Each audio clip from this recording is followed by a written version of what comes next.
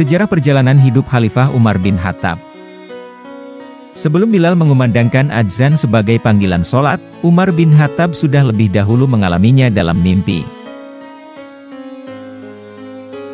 Suatu hari, kaum muslimin telah berkumpul di Madinah, bersama Rasulullah Shallallahu Alaihi Wasallam.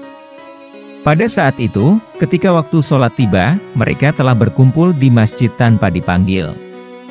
Perihal panggilan untuk sholat tersebut, kaum muslimin memperbincangkannya. Menurut sebagian dari mereka, mengusulkan bahwa tanda panggilan sholat tersebut, sebaiknya menggunakan lonceng. Sebagian dari mereka yang lain tidak setuju menggunakan lonceng, karena mirip seperti cara yang diperbuat oleh kaum Nasrani.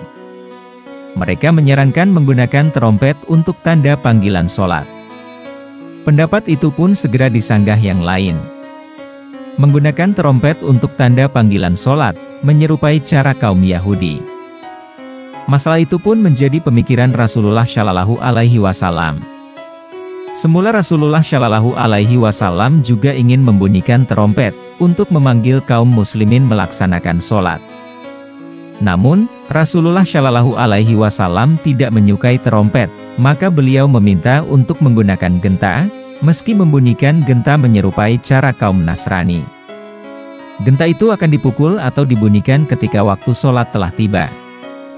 Rasulullah Shallallahu Alaihi Wasallam akan menugaskan Umar bin Khattab keesokan harinya, untuk membeli 2 potong kayu untuk pembuatan genta. Ketika malam harinya, seorang sahabat yang bernama Abdullah bin Zaid, yang sedang tidur di rumahnya bermimpi. Dalam mimpinya tersebut, ada seorang lelaki mengenakan pakaian berwarna hijau, lewat di depannya seraya membawa genta. Abdullah bin Zaid pun bertanya, "Wahai hamba Allah, apakah engkau akan menjual genta itu? Hendak engkau gunakan untuk apa genta ini?" Kata orang berpakaian hijau itu menanggapi pertanyaan Abdullah.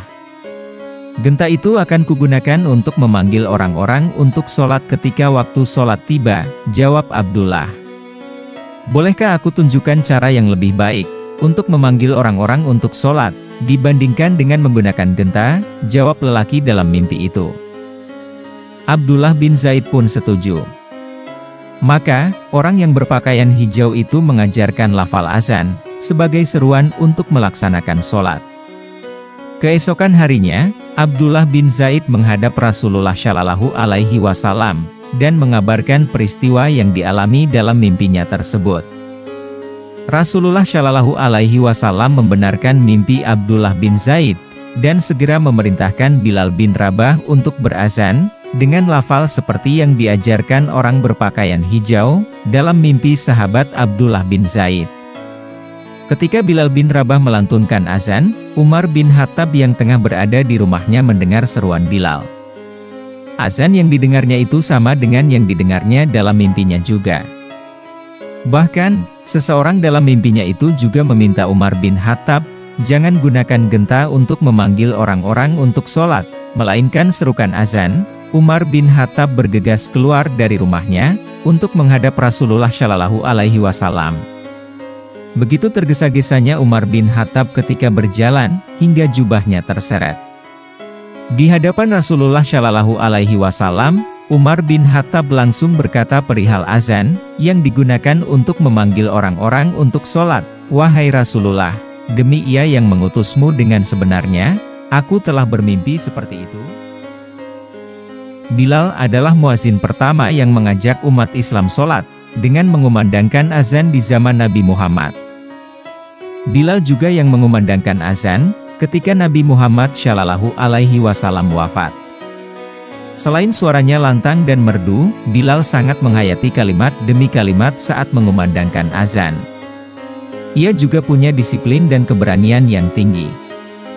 Hal tersebut menjadi alasan Bilal sebagai muazin pertama di zaman Nabi Muhammad. Thank you, leave a comment below.